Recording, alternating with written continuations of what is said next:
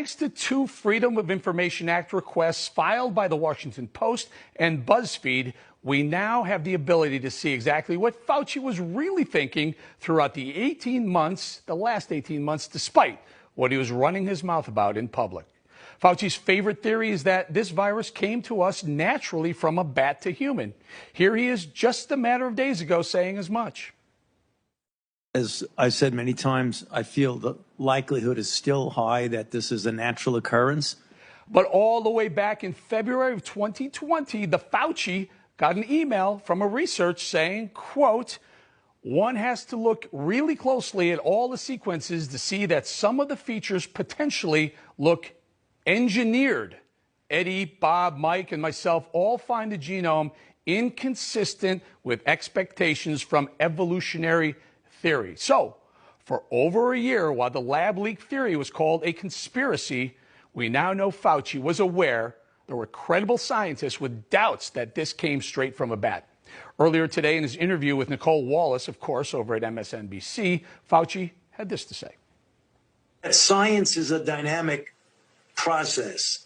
So something that you know in January, you make a recommendation or a comment about it.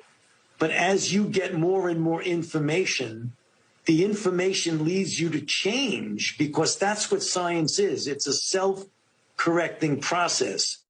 Total softball interview. But if he really believes that, then why would he spend the pandemic desperately clinging to the theory that this thing did not come from a lab?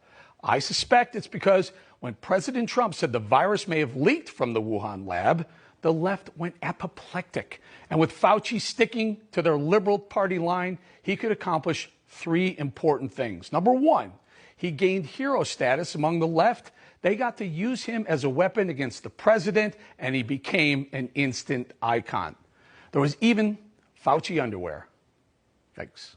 Number two, Fauci could hide any nefarious dealings he had with China by labeling a deadly theory just a conspiracy hoax.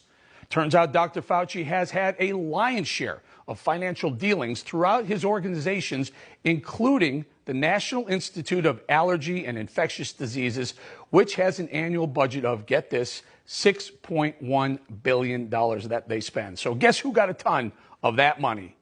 You guessed it, the Wuhan lab in China.